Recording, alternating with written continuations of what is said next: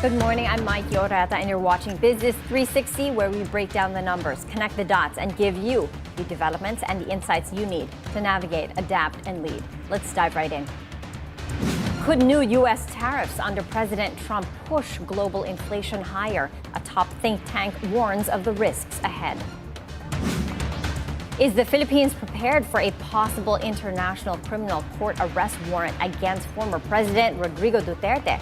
The government weighs in. And shots are fired outside the White House. The U.S. Secret Service takes down an armed man in a high-stakes confrontation. First, let's take a look at how financial markets performed overnight. U.S. stocks closed higher on Friday, recovering from early losses after Federal Reserve Chairman Jerome Powell said that the economy was in a good place. Now, despite the rebound, markets still posted a weekly loss amid ongoing uncertainty over U.S. trade policy. Powell signaled that the Fed will not rush to cut interest rates and reiterated concerns over President Trump's tariff policies. Markets have been volatile this week as investors weigh Trump's trade decisions affecting imports from Canada, Mexico, and China. Generally speaking, the Fed is doing its job and what they're doing is great, but very similar or akin to what's going on in the markets right now. He has to take a step back, and that's what he communicated today. Hey, take a step back. Let's figure out how the new administration's policies are going to play out before we do anything. The Dow Jones Industrial Average gained 0.5%, as with the S&P 500, while the Nasdaq inched up a little bit more, up by 0.7%. Meanwhile, over in Europe, let's take a look at how the markets over there performed. The FTSE 100 was flat with a slight downward bias. Germany's DAX lower by 1.8%, and France's CAC 40 down by almost 1%. Now, the World Bank is urging the Philippine government to expand its value-added tax base and to strengthen tax administration to boost revenue collection, a crucial move to fund public services and reduce reliance on borrowing. The World Bank, a multilateral lender that provides financial and technical support to developing economies, highlights the need to address tax policy gaps and improve collection efficiency to strengthen the country's fiscal position. World Bank Country Director for the Philippines, Malaysia, and Brunei says a broader tax base would help the government sustain infrastructure investments and social programs without increasing debt burdens. In response, Finance Secretary Ralph Recto assures that the government is studying ways to expand the VAT, including a possible levy on digital services. He adds that tax reforms are crucial to maintaining the country's creditworthiness and attracting more investors. The Philippine inflation rate may accelerate as U.S. President Donald Trump's looming higher tariffs threaten to drive up global costs, potentially impacting local prices. Diwa Gunigundo, the former deputy governor of the Bangko Sentral ng Pilipinas and country analyst for New York-based think tank Global Source Partners, warns that U.S. tax cuts could boost spending, while stricter immigration policies may drive up labor costs, fueling inflationary pressures. He adds that the U.S. Federal Reserve may be more cautious about cutting interest rates if inflation remains high. This could weaken the peso if the Bangko Sentral ng Pilipinas cuts rates twice in 2025, potentially widening the interest rate differential between the U.S. and the Philippines. Last February, Philippine inflation slowed to 2.1%, down from 2.9% in January and 3.4% in the same period last year. But experts warn that global developments could reverse this trend. The Toll Regulatory Board, or TRB, is expected to approve 328 billion pesos worth of expressway projects by Bilyonaryo Ramon Ang-led San Miguel Corporation within the first quarter. A massive infrastructure push that could boost economic growth, ease traffic, and improve logistics nationwide. San Miguel is expanding its tollway network to strengthen connectivity across key economic hubs. TRB Executive Director Alvin Carullo confirms that 3 major expressway projects are awaiting final approval. 148.3 billion pesos for the Northern Access Link Expressway, or NALEX, 152 billion pesos for the Southern Access Link Expressway, or SALEX, 28.2 billion pesos for the first segment of the SLEX Toll Road 5, or TR5. NALEX will connect Metro Manila, Central Luzon, and San Miguel's new Manila International Airport or NMIA, making travel to the country's largest airport more seamless and attracting more business activity in the region. SALEX will integrate the Shoreline Expressway and 3 Metro Manila Skyway Stage 3 extensions, helping to reduce congestion and cut travel time between southern Metro Manila and Calabarzon. Meanwhile, TR5 segment will link Lucena City to Gumaca in Quezon Province, improving access to the Bicol region, a move expected to boost trade, tourism, and economic development in southern Luzon. On another front, former President Rodrigo Duterte says he is ready to face a possible arrest warrant from the International Criminal Court, or ICC, amid its ongoing investigation into his controversial war on drugs. Duterte defended his anti-drug campaign before the Filipino community in Hong Kong, arguing that his policies were necessary to combat crime and to protect the nation. Assuming na totoo talaga yung naririnig ninyo. Bakit ko ginawa yan? Para sa sarili ko? Para sa pamilya ko? Para sa inyo at ang inyong mga anak sa ating bayan. The Filipino community in Hong Kong gathered to show their support for former President Rodrigo Duterte in a special event honoring his leadership. Vice President Sara Duterte attended Sunday's event, Pasasalamat kay PRRD, joining supporters in expressing gratitude to the former president. The gathering also paid tribute to the sacrifices and contributions of overseas Filipino workers, recognizing their role in strengthening the Philippine economy. The Office of the Solicitor General says it has not received any notice from the International Criminal Court, or ICC, regarding former President Rodrigo Duterte. However, Presidential Communications Office, or the PCO, Chief J. Ruiz says that the government is prepared for any eventuality. PCO Undersecretary Claire Castro emphasizes that the Philippine government is legally obligated to cooperate with Interpol if a red notice or arrest warrant is issued by the ICC. Now, 8 out of 10 Filipinos prefer candidates who support asserting the Philippines' rights in the West Philippine Sea, a strong signal for a tougher stance on foreign policy. A Social Weather Stations, or SWS, survey from February 15th to the 19th shows that 78% would vote for candidates who uphold the country's rights under UNCLOS. UNCLOS, or the United Nations Convention on the Law of the Sea, defines maritime rights, including a country's exclusive economic zone. The Philippines' 2016 arbitral win reaffirmed its claims over China's. Support is highest in NCR at 87%. In Mindanao, 33% favor candidates who do not prioritize countering China's actions, highlighting regional divides. Both urban and rural respondents overwhelmingly favor candidates who will defend the country's claims. 77% support stronger alliances through joint patrols, sales, and military exercises, backing diplomatic and defense cooperation.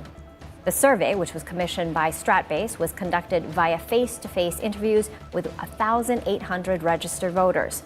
The results could pressure policymakers to take a harder line on the West Philippine Sea, a key issue in the upcoming elections. We're taking a quick break. Please stay with us as we dive deep into the numbers and the narratives that matter most, your bottom line.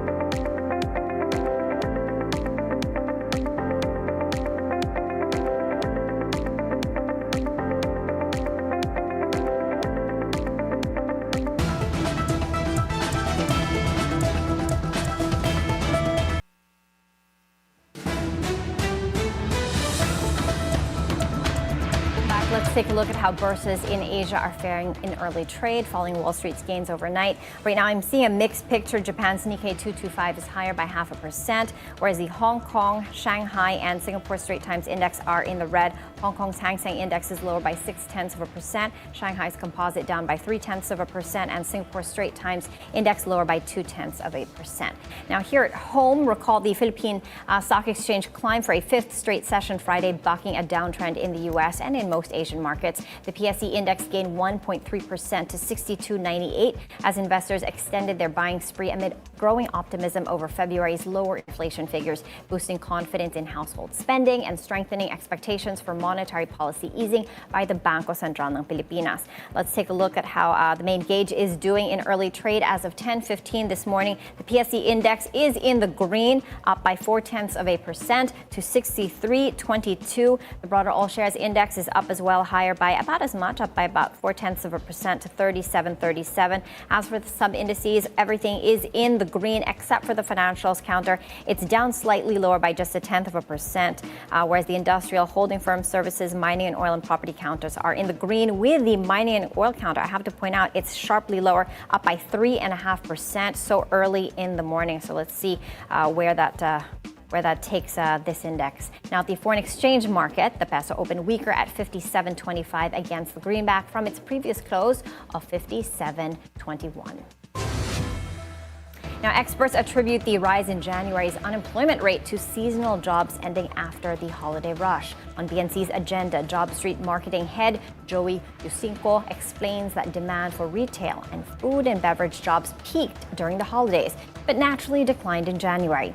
However, Yusinko notes that January offers new opportunities in IT, BPO, fintech, and renewable energy sectors, showing strong growth. He advises job seekers to keep pace with emerging technologies to remain competitive in the job market. We actually advise them to really upskill, and learn to embrace these things with AI, So, as we often said, AI will not really replace people, but actually people who know how to use AI will replace people who do not know. So those are the realities of it. Secondly, AI also brings in a lot of new roles. Despite roles being impacted by AI, there will be very new roles that we are seeing now. The Commission on Elections, or COMELEC, is reviewing the guidelines for the Ayuda para sa Kapos ang Kita, or AKAP program, to prevent it from being used for political gain during the campaign period, a move aimed at safeguarding fair elections. COMELEC Chairman George Garcia says they are verifying whether the guidelines align with their agreement with the Department of Social Welfare and Development, or DSWD. DSWD has requested an exemption from the election ban, arguing that AKAP provides crucial aid to low-income Filipinos. This review could determine whether the program will continue during the campaign period or be temporarily suspended to avoid political influence. COMELEC's decision could impact millions of Filipinos relying on cash aid, while also ensuring that public funds are not used to favor candidates. The Commission is expected to release its final recommendation this week. Pakiusap natin, hindi po ba pwede naman tayong tumulong kahit tayo LGU bilang parte ng ating serbisyo na binibigay sa mga mamamayan, na wag na lang na po siguro natin mailathala. Isipin niyo po, mahirap yung lagi natin na babalita, nare-repack NFA race yan, pagkatapos bigla na lang may mukha ng politiko. Surigao del Norte Representative Robert Ace Barbers wants Malacanang to investigate how some local governments allowed at least 85 Chinese-owned firms to set up businesses in the country. These companies are reportedly based in the coastal towns of Bataan, Zambales, and Pangasinan, raising concerns over national security and economic impacts. Barber says he received reliable information from local fishermen about suspicious activities linked to these firms. He warns that Chinese operators may be using the same tactics as banned POGO companies, gaining influence by befriending and corrupting officials. The lawmaker urges the national government to act swiftly to prevent potential security risks. The Department of Tourism wants Hollywood to look east, inviting filmmakers to choose the Philippines as their next big movie set, following the success of hit shows and blockbusters shot here in Asia. At a press conference in Los Angeles' iconic Sunset Marquis Hotel, Tourism Secretary Cristina Frasco promoted the Philippines' stunning landscapes, from tropical beaches to historic cities, as a world-class filming location. She highlighted the Create More Act, which offers tax incentives and perks to attract international productions. With Crazy Rich Asians boosting Singapore's tourism and HBO's White Lotus turning its filming locations into global hotspots, Brasco sees an opportunity for the Philippines to become the next big film destination. She also emphasized the country's highly skilled English proficient workforce, making it an ideal hub for international filmmaking. In North America, a major political shift is underway as Mark Carney is elected leader of Canada's Liberal Party, positioning him to take over from Justin Trudeau as Prime Minister amid escalating tensions with the United States. The former central banker is set to lead Canada as it grapples with U.S. President Donald Trump's trade war and annexation threat. Carney has vowed to keep retaliatory tariffs in place until the U.S. shows Canada respect. He replaces Prime Minister Justin Trudeau, who announced his resignation in January, but will remain in office until Carney is sworn in. Trump has repeatedly blamed Canada for illegal immigration into the U.S. and has threatened to turn it into the 51st state, along with imposing steep tariffs on Canadian imports. Elsewhere in the world, in the Middle East, escalating violence in Syria is a growing global concern. Fighting in Syria's coastal region has left over 1,000 people dead, including hundreds of civilians, according to the Syrian Observatory for Human Rights. Parliamentary groups loyal to Syria's new administration have carried out retaliatory attacks following clashes with forces still backing ousted President Bashar al-Assad. The escalating violence not only tests Syria's new government, but also threatens to further destabilize the region. The unrest could impact global oil supplies as Syria's neighbors control key energy production hubs and trade routes. Markets are also reacting to the risk of supply chain disruptions. In response, Syrian security forces have been deployed to major coastal cities to contain the situation. An update now on Pope Francis's health. The Vatican reports that he is responding well to treatment 3 weeks after being hospitalized for double pneumonia. The pontiff continues his therapy, including respiratory and motor physiotherapy, while gradually returning to a normal diet, now including solid foods. His steady recovery brings reassurance to Catholics worldwide as the Pope maintains his role in guiding the Church amid global challenges. U.S. Secret Service agents shot an armed man early Sunday following a confrontation near the White House. The incident occurred around midnight, about a block from the White House. President Donald Trump was in Florida at that time. Secret Service agents acting on information from local police about a potentially suicidal individual traveling from Indiana located the man's vehicle and approached him. The individual brandished a firearm, prompting agents to open fire. The man was hospitalized. His condition is currently unknown. No agents were injured. The Metropolitan Police Department's Internal Affairs Division is investigating that shooting. Now, still in Europe, a major airport strike in Germany is causing travel disruptions and supply chain delays as flight cancellations ripple across Europe. The German trade union Verdi launched a surprise strike at Hamburg Airport on Sunday, shutting down operations ahead of a planned 24-hour walkout at major airports nationwide. Only 10 flights took off or landed at Hamburg before operations halted, stranding over 40,000 passengers. On Monday, strikes expand to Frankfurt, Munich, and Stuttgart, expected to impact over 500,000 travelers and thousands of flights.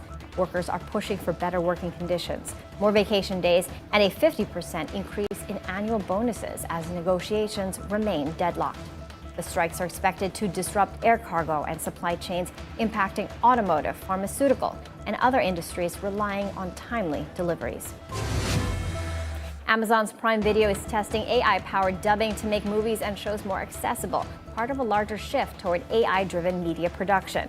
This move signals a bigger change in the industry as streaming platforms and tech companies increasingly use AI to localize content, personalize viewer preferences and experiences, and cut production costs.